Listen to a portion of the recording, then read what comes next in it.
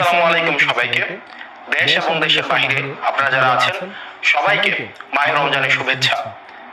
রমজান আমাদের মাঝে প্রত্যেক বছর আসে আত্মশুদ্ধির উপলক্ষ নিয়ে। আমাদের যেই ঝরা কুরিপু, পরহিংসা, পরশ্রী কাতরতা, রাগ, ক্ষোভ সবকিছুর ঊর্ধ্বে উঠে আমরা যেন আমাদের ইফতার, আমাদের সাওম, আমাদের তারাবি এই প্রত্যেকটি উপলক্ষের মধ্য দিয়ে আমরা যেন আত্মশুদ্ধির উপলক্ষ খুঁজে নিতে পারি।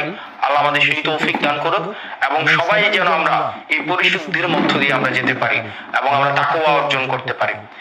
এই রমজানে প্রত্যেক বছর দেখা যায় কিছু অসাধু ব্যবসায়ী সিন্ডিকেট প্রতি বছর এই রমজানের উপলক্ষে তারা দ্রব্যমূল্যকে পুঁজি করে, দ্রব্যমূল্যকে এক রকমের সিন্ডিকেট করে আমাদের স্বার্থের বাইরে নিয়ে যায়, আমাদের জনগণের যেই স্বার্থ মূল্যের বাইরে